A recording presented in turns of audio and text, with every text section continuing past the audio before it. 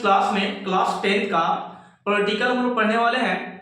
आज हम लोग सबसे पहला चैप्टर देखने वाले हैं लोकतंत्र में सत्ता की साझेदारी। पहले बच्चे आप लोग इस सब्जेक्ट पे थोड़ा सा ध्यान दीजिए, क्योंकि ये भी मैट्रिक का एक हिस्सा है, एक सब्जेक्ट है जिसको आपको पढ़ना बहुत जरूरी है। कई बच्चे एसएसटी से तो नफरत करते हैं, एसएसटी पढ़ना नहीं चाहते, तो फिर बच्चों इससे भी नंबर आता है, ऐसा कि नहीं आता है। तो मैं आपको आज पढ़ाने वाला हूँ। यहाँ पे पॉलिटिकल आपको स्टार्ट किया हूँ। पहला चैप्टर आपका है लोकतंत्र में सत्ता की साझेदारी। फिर बच्चे मैं आपको एक एक करके सब पॉइंट बाय पॉइंट समझाते चलूंगा, आप लोग नोट्स करते जाना है कॉपी में। तो चलते दोस्तों वीडियो को स्टार्ट करते हैं। आज के वीडियो आपके लिए है, देखिएगा मैंने लिखेगा पहले बच्चे ये बिहार बोर्ड के बच्चे के लिए है, और मैं जो बुक आपको फॉलो करवाने वाला हूँ आपको एनसीईआरटी बुक से रहेगा, और मैं भारतीय भवन दोनों मिक्स करके पढ़ाने वाला हूँ, ठीक है। यदि मैं पूरा डिटेल से जाता हूं तो आपको भारतीय भवन उसमें रिलेटेड रहेगा और एनसीईआरटी तो रहेगा ही रहेगा, ठीक है। और यदि आप जो भी बोर्ड से हो, चाहे आप राजस्थान, झारखंड, यूपी या और भी कोई बोर्ड से हो, यदि आपके यहाँ एनसीईआरटी बुक फॉलो होती है तो आप इस वीडियो को देख सकते थे बच्चों। तो चलते वीडियो को स्टार्ट करते हैं। यहाँ पे देखिएगा सबसे पहले वो समझ लेते हैं लोकतंत्र का मतलब क्या होता है, लोकतंत्र आखिर है क्या। फिर बच्चे आप लोग यदि आप लोग क्लास 7, क्लास 8, क्लास 9 में पढ़े लोकतंत्र के बारे में तो मुझे कमेंट में बताइएगा सर हम लोग लोकतंत्र के बारे में जानते हैं। यदि नहीं जानते बच्चे तो यहाँ पे वीडियो कंटिन्यू देखिएगा और वीडियो को जरूर शेयर करना है और बच्चे के लिए, ठीक है। तो लोकतंत्र का मतलब होता है, यहाँ पे समझिएगा लोकतंत्र का सबसे अंग्रेजी शब्द पहले हम जान लेते हैं। फिर बच्चे लोकतंत्र का अंग्रेजी शब्द जो है डेमोक्रेसी है। फिर बच्चे क्या है डेमोक्रेसी, इसका लोकतंत्र का अंग्रेजी शब्द हो गया, अंग्रेजी नाम हो गया।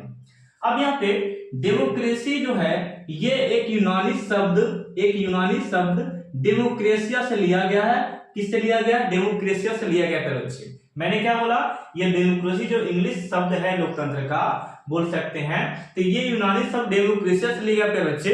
और यहाँ पे डेमोक्रेसिया की बात करते हैं, ये डेमोक्रेसिया जो बात करते हैं, डेमोक्रेसिया ये दो शब्दों से मिलकर बना है। कितने शब्दों से मिलकर बना?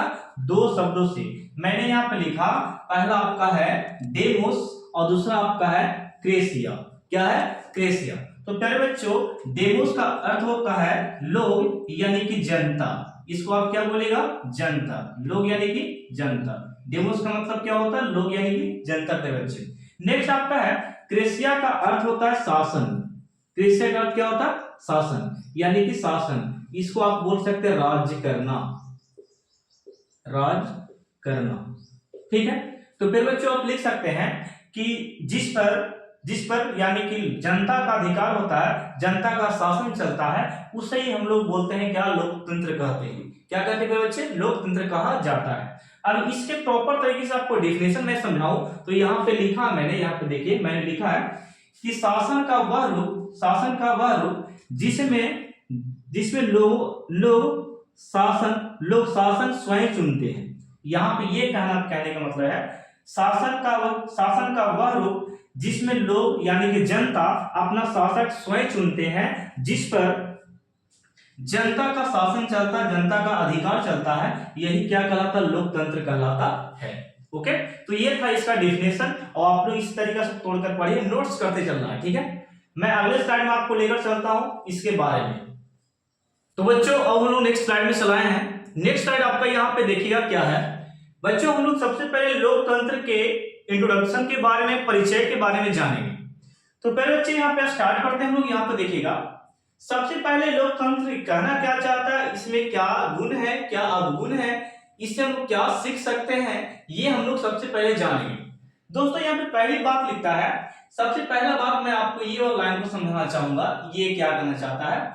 लोकतंत्र जो है यह जनता का शासन है। लोकतंत्र क्या है? एक जनता का बोल सकते शासन है लोकतंत्र। मैंने यहाँ पे लिखा लोकतंत्र क्या? जनता का शासन है, यानी कि जिस पर जनता राज्य करती है, अपने से स्वयं एक राजा चुन सकता है, एक शासक चुन सकता है। चलिए ये तो पहली बात मैंने यहाँ पे बताया। दूसरी बात बोलता है कि लोकतंत्र जो है व्यवहारिक पहलुओं पर विचार करता है, यानी कि समाज में क्या व्यवहार हो रहे हैं जाति पात को लेकर, धर्म को लेकर और वोटिंग को लेकर, समाज में जितने भी स्थिति को लेकर जो बात होती है, ये हमारा लोकतंत्र क्या करता है? उन पर विचार करता है, उन पहलुओं पर विचार करती है, क्या सही है क्या गलत है। तो ये पहली दूसरी बात हो गया। तीसरी में ये बोलता है लोकतंत्र, इसमें कोई भेदभाव नहीं होता है। यानी कि लोकतंत्र में, लोकतंत्र जो होता है इसमें किसी भी तरह का भेदभाव नहीं होना चाहिए। फॉर एग्जाम्पल पर बच्चे, जैसे कि भेदभाव इसलिए नहीं होना चाहिए क्योंकि अगर अमीर और गरीब की बात करते हैं, रिच फैमिली और पुअर फैमिली की बात करते हैं, यानी कि यदि इस नजरिए से देखा जाए कि अमीर व्यक्ति वोटिंग कर सकता है, वोट दे सकता है और गरीब व्यक्ति वोट नहीं दे सकता, तो ये बोल सकते हैं लोकतंत्र ऐसा भेदभाव नहीं करती कभी। लोकतंत्र का मतलब हो गया कि सभी को एक समान बोल सकते हैं अधिकार और सभी को एक समान माना गया है, लोकतंत्र का ये कहना है। तो वही बोलता है कि लोकतंत्र में, यानी कि इसमें लोकतंत्र में कोई भेदभाव नहीं होना चाहिए, चाहे अमीर हो चाहे गरीब हो, चाहे सबसे बड़ा क्यों अमीर ना क्यों ना हो, उसको वोट देना है। ठीक है, आपको वही लाइन में खड़ा होना है जहां पे गरीब रहेगा, गरीब जिस लाइन में खड़े होंगे। तो ये होता है समानता का अधिकार। क्या होता है? समानता का अधिकार। तो इसमें कोई भेदभाव नहीं होना चाहिए, लोकतंत्र में कोई भेदभाव नहीं होना चाहिए।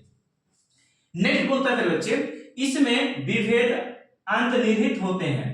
कहने का मतलब इसमें विभेद जो होते हैं ना, अंतर्निहित कहने का मतलब हो गया कि इसमें जो विभेद होते हैं ये सामाजिक तरह से विभेद को देखे जाते हैं। और बोल सकते हैं इसमें, जैसे कि और भी पहले की बात करते हैं तो पहले स्त्रियों को वोटिंग देने का अलाउ नहीं था, और बच्चों बोल सकते हैं कि, और इसमें बोल सकते हैं गरीबों को नहीं देना था, बोल सकते वोटिंग नहीं दिया जाता था। ये अनिर्णित बोल सकते विभेद हो गया। धर्म को लेकर, जात को लेकर, ये सब क्या हो गया? अनिर्णित विभेद है जिसे लोकतंत्र इसे नहीं मानता है। ठीक है, आगे लिखता है लोकतांत्रिक राज्य में भाषा, धर्म, रंग, जाति, लिंग में विभेद देखने को मिलता है। कारण लोकतंत्र में, लोकतांत्रिक जो राज्य होता है, हमारा राज्य क्या है? लोकतांत्रिक है। हमारा देश क्या है? लोकतांत्रिक है। तो ऐसे देश में, ऐसे राज्यों में कहता है भाषा को, भाषा से रिलेटेड, धर्म से रिलेटेड, रंग से रिलेटेड, जाति से रिलेटेड और लिंग से रिलेटेड इसमें विभेद देखने को मिलता है लोकतंत्र में। जैसे कि बच्चे आज के दिनों भारत में देखें तो जैसे कि भाषा को लेकर होता है, जैसे कि हम किसी राज्य में चले जाएं, दूसरे राज्य में, वहाँ अलग भाषा बोलता है हम लोग। हमारा मातृभाषा हिंदी है लेकिन उन लोग अलग भाषा, हम लोग अलग भाषा बोलते हैं। तो ये लोकतंत्र में बोल सकते हैं कि एक तरह से क्या है? विभेद है। हम लोग एक देश में रहते हुए भी बोल सकते अलग अलग भाषा क्या करते हैं? बोलते हैं। अपनी मातृभाषा क्या करें? उसको दबा रहे हैं। तो ये गलत तो कहीं ना कहीं है। तो ये हो गया लोकतांत्रिक राज्य में विभेद। धर्म को लेकर उसी बात का है, जैसे कि सिख, ईसाई, हिंदू, मुस्लिम, ये जो है ये हम लोग आपसी में क्या करते हैं? लोकतांत्रिक विभेद रखते हैं। वो इस धर्म का है, वो इस जाति का है, इस तरह का विभेद हम लोग रखते हैं। और ये जो प्रभाव पड़ता है हमारे लोकतंत्र पे पड़ता है, हमारे राज्य पे पड़ता है, हमारे सरकार पे ये प्रभाव पड़ता है, बहुत बड़ा प्रभाव पड़ता है लोकतंत्र पे। तो ये मैंने समझा दिया, लोकतंत्र का परिचय जो था इसके बारे में मैंने बताया। आगे का बच्चे कहता है लोकतंत्र में द्वंद्व। लोकतंत्र में द्वंद्व कहने का मतलब है, लोकतंत्र आप लोग समझ रहे हैं कि जनता द्वारा चुना गया शासन जिसपे जनता राज्य करती है उसे हम लोग लोकतंत्र कहते हैं। फिर बच्चों द्वंद्व क्या है वो समझते हैं। मैं यहाँ पे एक एक पॉइंट को मैंने लिख रखा, उसे मैं समझाने का प्रयास करूंगा। जैसे कि लोकतंत्र में द्वंद्व का मतलब होता है लड़ाई। लड़ाई कहने का मतलब युद्ध नहीं हो रहा है, एक तरफ से बोल सकते एक धर्म दूसरे धर्म को मानने के लिए तैयार नहीं है, एक जाति दूसरी जाति को मानने के लिए तैयार नहीं है, उसको एक जैसा कदर नहीं करती है। तो कदर नहीं करेगा तो समझिए क्या वहां पे द्वंद्व हो गया। क्या हो गया? द्वंद्व। एक समाज दूसरे समाज को देखना नहीं चाह रहा, तो ये एक तरफ से लोकतंत्र में द्वंद्व है, लोकतंत्र की लड़ाई है एक तरफ से।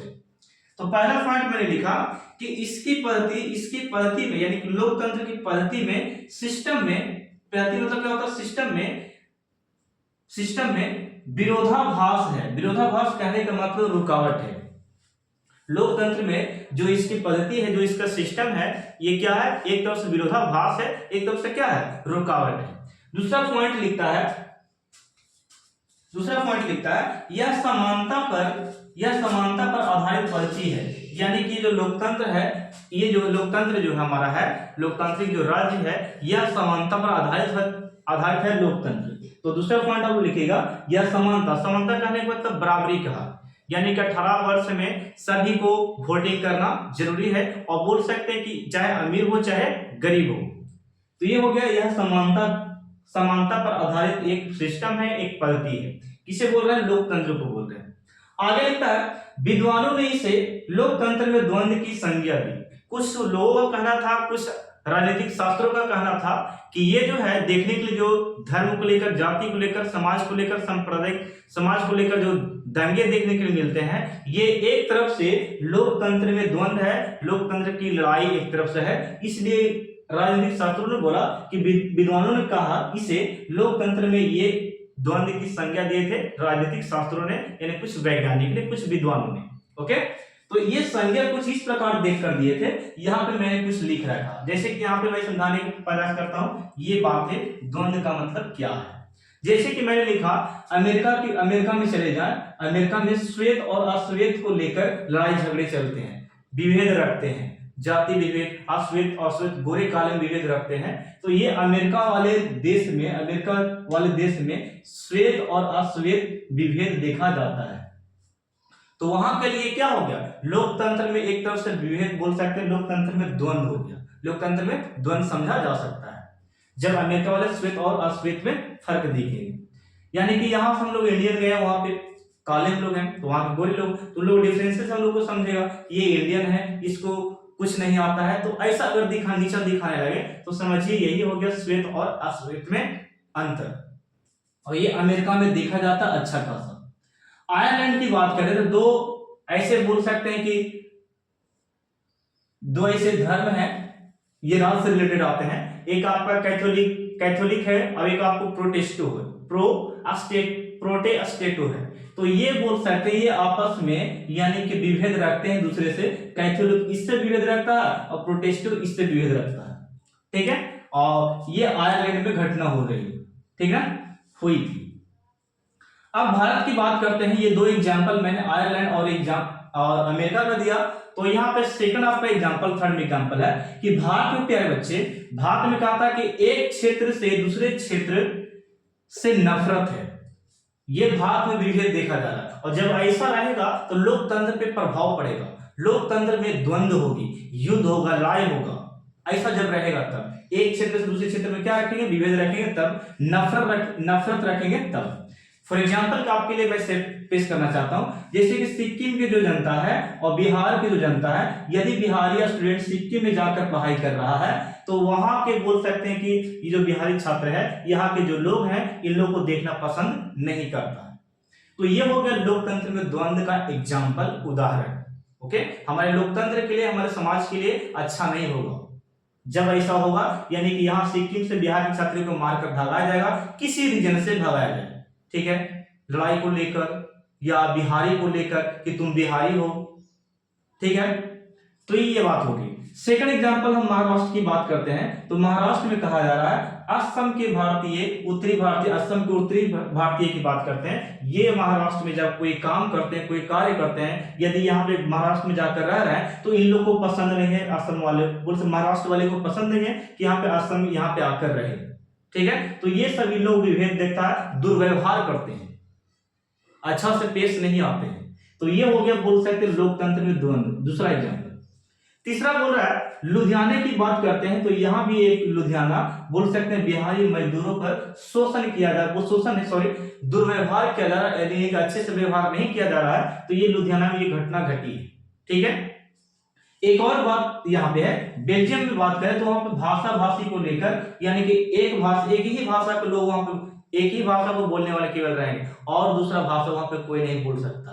तो वहां पे भाषा भाषी को लेकर लड़ाई झगड़े हैं। तो बताओ ये चार रीजन एक एग्जाम्पल से पता चलता है क्या लोकतंत्र हमारा सही से रहेगा, हमारा राज्य, हमारा जो देश है, हमारा जो कंट्री, हमारा राष्ट्र जो है क्या अच्छा से चल पाएगा। इस तरीका से अगर विभेद देखने के लिए मिला तो प्यारे बच्चे कभी नहीं चल पाएगा अगर लोकतंत्र में ऐसा रहा तो। लोकतंत्र ये कहती है कि हम लोग को सबको एक समान रहना है, एक समान हम लोग को, हम अपने देश को एक समान मानना है, सभी जाति का, सभी धर्म को, सभी को एक समान मानना है, तभी हमारा लोकतंत्र अच्छा से चल पाएगा, अच्छा से आगे ग्रो कर पाएगा और आने वाले जीवन में हमारे बच्चों के लिए बहुत ही अच्छा होगा। तो ये होता है लोकतंत्र का मतलब, दोनों में समानता बहुत जरूरी है। लोकतंत्र हमें ये सिखाती है कि समानता बहुत जरूरी है, चाहे वो लड़का हो चाहे लड़की हो, किसी भी बोल सकते जाति का हो, तो सब समानता बहुत जरूरी है। तो प्यारे बच्चे आप लोग इसे स्क्रीनशॉट लो, मैं आपको नेक्स्ट स्लाइड में लेकर चलना चाहूंगा। तो दोस्तों अब हम लोग नेक्स्ट स्लाइड में चला है, यहाँ पे देखिएगा मैंने लिख रहा है सामाजिक विभेद की उत्पत्ति, यानी कि समाज में जो विभेद होती है और वो उत्पन्न किस तरह से होता है वो मैं आपको यहाँ पे बताने जा रहा हूं इस पैराग्राफ में। देखिएगा सामाजिक विभेद जो उत्पत्ति होती है प्यारे बच्चे, कई विशेष कारणों से होती है। पहला कारण आपको जन्म को माना जाता है, ये पहला कारण हो गया समाज में विभेद की उत्पत्ति को उत्पन्न करना। जैसे कि समाज विभेद की उत्पत्ति से आप यह समझ सकते हैं कि यहाँ पे पहला आपका विशेष कारण जो दिया है क्या, जन्म। जैसे कि कोई व्यक्ति, कोई पर्सन या कोई महिला, कोई स्त्री बोल सकते हैं किसी न किसी परिवार में जन्म लेता है। वही मैंने लिखा है कि जो व्यक्ति आता है, पर्सन या किसी न किसी परिवार में जन्म लिया, और जिस परिवार में वो जन्म लेता है वह उसी धर्म का, उसी जाति का, उसी क्षेत्र का हो जाता है। तो ऐसे में बोल सकते हैं ये जो उत्पन्न स्थिति जो होगा जन्म से ही, ये सामाजिक विभेद में उत्पत्ति हो गया। क्या हो गया? सामाजिक विभेद में उत्पत्ति। मैंने लिखा यानी कि जन्म जब लिया किसी परिवार में तो उसका संबंध किसी से किसी न किसी धर्म से, किसी न किसी जाति से, किसी न किसी क्षेत्र से हो जाता है। यानी कि जब वो जन्म किसी परिवार में लिया तो किसी न किसी धर्म से, जाति से या क्षेत्र से उसका लगाव होता है, वहां पे रहने लगता है, उसी जाति का, उसी धर्म का हो गया। और जब ऐसा होता है तो इस स्थिति को हम लोग बोल सकते हैं कि ये जो स्थिति है ये एक तरह से सामाजिक विभेद की उत्पत्ति समझा जाता है। इसे क्या बोलते हैं? सामाजिक विभेद की उत्पत्ति समझा जाता है इस रीजन से कि ये जो है ये केवल अपने ही धर्म के, ये केवल अपने ही जाति का मानेगा, अपने ही धर्म के पूजा का पालन करेगा, तो ये हो गया सामाजिक विभेद की उत्पत्ति, अगला को देखने वाला नहीं है। तो ऐसे नहीं होना चाहिए। नेक्स्ट बोलता है सामाजिक विभेद जो दूसरा कारण जो है, विशेष कारण व्यक्तिगत है। आजकल हम लोग देखते हैं लिंग को लेकर बोल सकते हैं बहुत बड़ा इसमें सामाजिक विभेद देखा गया है। फॉर एग्जांपल जैसे कि लिंग की बात करते हैं, यदि बोल सकते लड़का होता है तो लड़का यानी कि जन्म से देखा जाए, यदि लड़का पैदा लेता है तो उसको रखा जाता है, और जब बोल सकते लड़की पैदा लेती है तो उसको भ्रूण हत्या करवा दिया जाता है। तो ये हो गया लिंग में बोल सकते सामाजिक विभेद। ओके, और भी यहाँ पे लड़कियों में हम लोग देख सकते हैं कि लड़कियों केवल घर का काम करना है, बाहर का काम नहीं करना। तो ये हो गया सामाजिक विभेद। समझ गए बात को? नेक्स्ट यहाँ पर लिखा रंग को लेकर देखिए, जैसे कि गोरा, काला, वह काला है तो वह अच्छा नहीं लग रहा है, उसे यहाँ पे आने नहीं देना, इस समाज में रहने नहीं देना। तो इस तरह का जो विभेद देखने के लिए मिलता है रंग के बदौलत, इसको हम लोग सामाजिक विभेद का बोल सकते हैं, नाम दे सकते हैं, उत्पत्ति दे सकते हैं। वो किससे है? ये विशेष कारण किससे उत्पन्न होता है? व्यक्तिगत से, हमारे व्यक्तिगत से होता है। एक व्यक्ति दूसरे व्यक्ति को क्या सोच लिया कि उसका रंग ऐसा है, काला है, बुरा है, तो ये सामाजिक विभेद हो गया। और सामाजिक विभेद केवल भारत में नहीं, अन्य देशों में है, जैसे अमेरिका में श्वेत अश्वेत को लेकर है, बेल्जियम में वहां पे भाषा भाषी को लेकर है। मैंने बता रखा है नस्ल को देखकर, यानी तुम किस जाति का है, तुम किस नस्ल का है, तुम कहां का हो, इस तरफ से बोल सकते हैं नस्ल को भी देखकर सामाजिक विभेद की उत्पत्ति होती है। नेक्स्ट यहाँ पे लिखता है धन की बात करते हैं, जैसे कि अमीर गरीब, तुम्हारे पास कितना धन है, मेरे पास बहुत ज्यादा है, उसके पास बहुत कम है। तो इस प्रकार के विभेद जो देखा जाता है बहुत समाज में देखा जाता है, और इस तरह के अंतर को हम लोग बोल सकते हैं सामाजिक विभेद की उत्पत्ति समझ सकते हैं। ओके, नेक्स्ट पे बच्चे यहाँ पे स्त्री और पुरुष में सामाजिक विभेद देखा जाता है। यानी कि पुरुष कहीं पे अपना कार्य को कहीं पर भी कर सकता है, कहीं पे कमा खा सकता है, लेकिन स्त्री ऐसा नहीं कर सकती। तो ये हो गया सामाजिक विभेद। लड़का पूरा स्वतंत्र है, लड़की स्वतंत्र नहीं है, आजादी उसको नहीं पूरा तरह से है, स्वतंत्र है लेकिन पूरी तरह से आजादी नहीं है, घर से ना बाहर से। तो ये हो गया सामाजिक विभेद। नेक्स्ट है लंबा और नाटे का। यदि बोल सकते हैं लंबा है कोई व्यक्ति तो उसको सिलेक्शन हो जा रहा है, यदि बोल सकते हैं उसका लंबा है इसलिए सिलेक्शन हो जा रहा है, लेकिन बोला जा रहा है कि कोई व्यक्ति नाटा है और पढ़ने में टैलेंट है, उसके पास क्षमता है उस समाज को कुछ करने के लिए, तो उसको छाड़ दिया जाता है। तो ये हो गया सामाजिक विभेद। समझ गए बात को? नेक्स्ट आपका है गोरा काला को लेकर, यानी कि श्वेत और श्वेत को लेकर भी सामाजिक विभेद है, काले गोरे को लेकर। ठीक है, यदि बोल सकते चार दोस्त गोरे हैं या चार चार बोल सकते समाज में कोई रहने वाले गोरे केवल हैं, तो यहाँ केवल गोरे रहेंगे, काला यहाँ पे नहीं रहेगा। तो ये हो गया श्वेत और अश्वेत में अंतर, यानी कि सामाजिक विभेद की उत्पत्ति हो गया। नेक्स्ट आपका है अमीर गरीब को लेकर। ये बात समझ रहे होंगे, अमीर गरीब को किस तरीका से देखता है, किस नजर से देखता है, तो ये हो गया विभेद। और कमजोर और शक्तिशाली में भी बोल सकते हैं, इस स्थिति में भी सामाजिक विभेद को देखा जाता है। जैसे कि शक्तिशाली लोग गरीब लोग को सता सकते हैं, जो जुल्म ढा सकते हैं, तो ये हो गया सामाजिक विभेद। ये इसके यहाँ नहीं बैठ सकता, इसके सामने नहीं बैठ सकता है, तो ये हो गया सामाजिक विभेद के रीजन जो व्यक्तिगत दिखाए गए हैं। नेक्स्ट मैंने लिखा धर्म परिवर्तन। तेरे बच्चे धर्म परिवर्तन जो विशेष कारण है यानी कि सामाजिक विभेद का, उसे हम लोग समझ लेते हैं। तो कहता है कोई व्यक्ति जो है धर्म को परिवर्तन कर सामाजिक स्थिति को दर्शाता है, सामाजिक विभेद की स्थिति को दर्शाता है। जैसे कोई व्यक्ति है इस जाति का है, जो हिंदू धर्म का है, तो मुस्लिम धर्म को अपना लिया, तो एक तरफ से बोला जाए कि उसके जो समाज में रहने वाले लोग हैं उसको अच्छे ढंग से देखेगा नहीं, अच्छे नजरिए से नहीं देखेगा, तो ये हो गया वहां पे सामाजिक विभेद। लोग के नजरिया वहां पे दिखा रहा है समाज में किस पर समाज में लोग सोच रखता है उसके प्रति। बात समझ गए? ये तो चेंज कर लिया, कोई व्यक्ति धर्म परिवर्तन कर लिया, लेकिन अगल बगल के जो व्यक्ति होते हैं, पर्सन होते हैं, वो सबसे बड़ा सामाजिक विभेद को दर्शाते हैं कि वो नीचा दिखते हैं, उसको नीचा दिखाते उसको है कि तुम इस जाति के था, इस जाति में कैसे चला है, ठीक है, इस धर्म में कैसे चला है। तो एक प्रकार से धर्म परिवर्तन करके भी बोल सकते हैं सामाजिक विभेद की उत्पत्ति को, सामाजिक विभेद को उत्पन्न किया जा सकता है, ठीक है। नेक्स्ट आपका है अंतरजातीय विवाह। ये आजकल ट्रेंड टॉपिक हो गया है, अंतरजातीय विवाह। अंतरजातीय विवाह कहने का मतलब हो गया कि हम एक जाति से हैं और दूसरे जाति से हम विवाह कर लिए, तो इसमें जो बोल सकते हैं तालमेल की बात करते हैं, समाज में जो रहने की है, समाज में इज्जत की बात है, तो ये आपके पास नहीं रहेगा, उस परिवार के पास नहीं रह पाएगा। तो समझिए कि यहाँ पे जो है एक तरह से सामाजिक विभेद हो गया कि वह अगर विवाह कर लेता किसी जाति से, तो ये सामाजिक विभेद समझा जाता है, जो कि ये हमारे समाज में बहुत गलत है, ठीक है।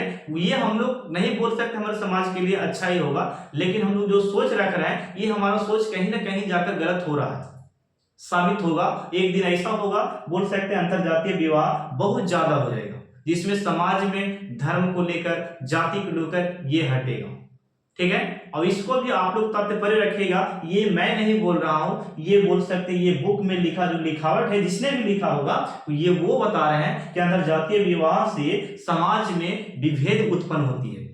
क्या उत्पन्न होती है? विभेद उत्पन्न होती है, अगर ऐसा हुआ तो, और ऐसा हो रहा है आजकल, ठीक है। लोग जो कर रहे हैं अंतरजातीय विवाह वो गलत नहीं है, लेकिन उसके प्रति जो सोच रखने वाले हैं, गलत जो समाज में सोच रखने वाले हैं, वो सबसे बड़ा लगता है कि सामाजिक विभेद को उत्पन्न कर रहे हैं बहुत ज्यादा। लड़ाई झगड़े को लेकर, परिवार में एक दूसरे परिवार से लड़ जाना, एक दूसरे को मार देना, ठीक है। तो ये हो गया सामाजिक विभेद में दिखाया जा रहा है इसके अंतरजातीय विवाह में, ठीक है। तो इसे आप स्क्रीनशॉट लो, मैं अगले टॉपिक पर चलता हूं।